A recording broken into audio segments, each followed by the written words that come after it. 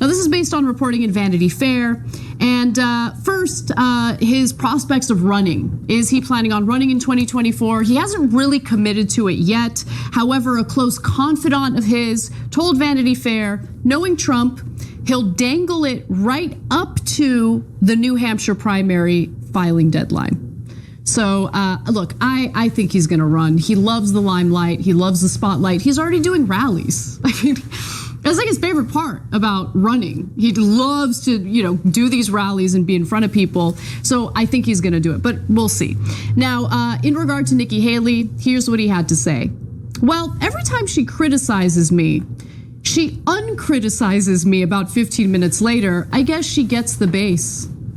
And you know what? He's right about that. Yes. We've discussed many times on this channel that the likelihood of Donald Trump running again in 2024 is a pretty much 100% guarantee.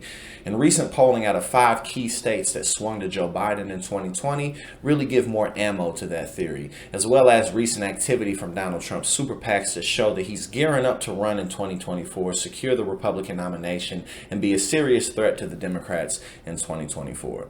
So those 5 key states that swung to Joe Biden in 2020 are Arizona, Georgia, Michigan, Pennsylvania, and Wisconsin. And Joe Biden ended up winning by 3 percentage points or less in all of those states. Recent polling shows currently that former President Donald Trump is up 8 percentage points in Arizona, 3 in Georgia, 12 percentage points in Michigan, 6 percentage points in Pennsylvania, and 10 percentage points in Wisconsin. And not only that, but polling also shows that Donald Trump is beating Joe Biden on policy issues, 10 policy issues within swing states. Those policy issues ranging from immigration to the economy to gun rights. So this is a serious turn of events that's already really coalescing with Joe Biden's dip in polling as we face things like inflation, as we face a lackluster agenda that we always talk about as the Biden administration could do things like legalize marijuana, raise the minimum wage, they could eliminate student debt. Things like that would have a serious positive impact on people of all backgrounds in the nation. Going into the 2022 midterms, pretty much unable to really turn any of those things around, as the Republicans are pretty much guaranteed to take the House and the Senate back in the midterms.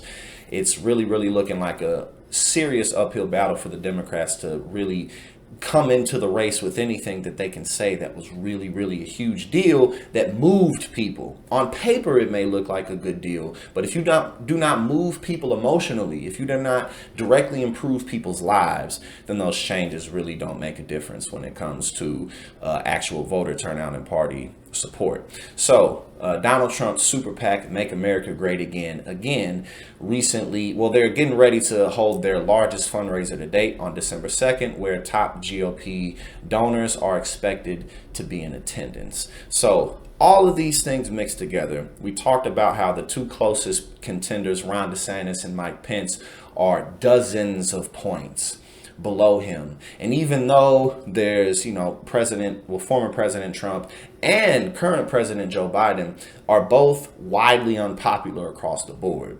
So Trump's going to run in 2024. Expect it.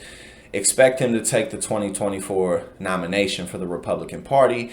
And as we have talked about many times, with Joe Biden's falling approval rating and a lot of time left for things to go all different types of ways, it's going to be a pretty even race that Donald Trump could end up winning. So we're going to keep you up to date with statistics and policy changes and everything that's going on. So thank you again for tuning in to TYT.